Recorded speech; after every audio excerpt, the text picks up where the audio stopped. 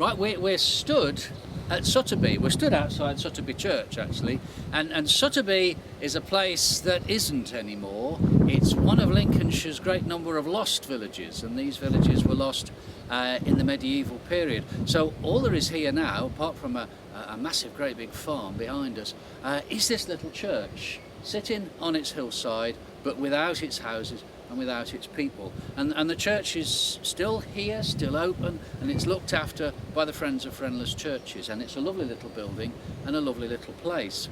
Now there's a project that I've been working with called the Spirit of Sutterby that's set up really to try and find that village and find those people. So we've been doing all sorts of things around about the church and where the village used to be to try and put the people back into Sutterby.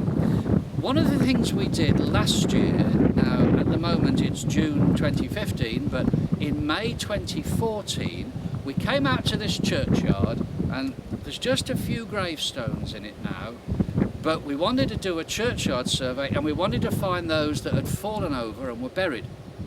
So with a prodder, they call it broglin in Lincolnshire, with a prodder, we prodded systematically all across the graveyard, and we did find a few. And interestingly, at the west end of this church, we thought we'd found one, and when we dug down, there was a foundation, and we went, "Oh, blimey, what's that?"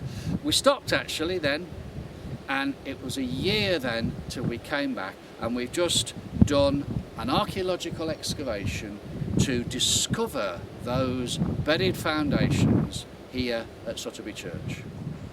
When we were looking for gravestones, we were working just around here, and our broglin stick hit something hard, and what it hit was actually this chamfered plinth that we thought then, and we know now, was an old foundation. But when you think about it, here's our church. Why have they made it 4 foot shorter than it was? And that's a very interesting question, and not one that we know, or we don't know the answer to. We have shown that this piece of foundation runs all the way up and round the church. We don't know, because what there isn't is there's no great subsidence or anything to suggest that the wall fell down, but we do think that for whatever reason they dismantled the old wall of Sutterby Church and rebuilt it, and they rebuilt it shorter. Well, there's a simple answer to that, and that is with this old Spilsby green sandstone, you lose quite a lot because it's a poor stone. So maybe they just didn't have enough stone to build it back where it was, and so they said, I know, we'll make it shorter. Maybe that's the answer. We really don't know. So the Sutterby excavation was carried out by the volunteers who are part of that Sutterby project. I think that's fantastic, because when, although I am an archaeologist, I'm a retired archaeologist, when I started in archaeology, anybody could have a go at digging. If you were enthusiastic, interested, you could go on a dig. Actually, in the last 30, 40 years, that has changed. And it was just great to be able to say to these local interested people, we're going to dig this. And that's what we did. And we had a week to solve these questions, come up with the reasons for what is now shown here.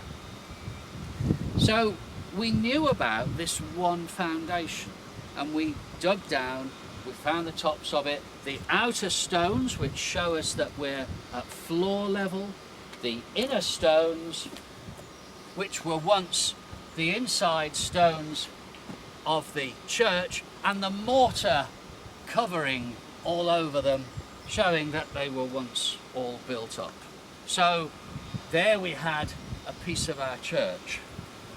What then shook us and surprised us was we started to see some more stones at the front of those, and we found we hadn't just got this one foundation, the one that I'm stood on, but there was another foundation or part of it at the front. So the church has been shortened twice. And then another set of stones, and these carry on along into our other trench up there, which may be an even earlier church.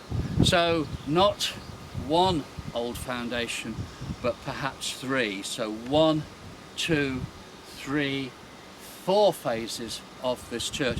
We actually know there's an even earlier phase, because this earliest part chops through some poor chap's legs there, who was buried in goodness knows what, buried perhaps in the 11th or 12th century.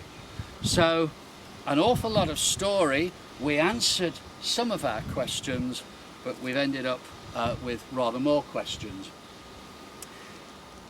As with most archaeology of this type, it will be covered up. If we leave this open, it will become damaged and knocked about. It would be nice to think that it's still here for the future. So next week it will be reinstated, covered over, and we will just have our records, our drawings, our photographs, and this video to go back to look at what it was that we found here at Sutterby.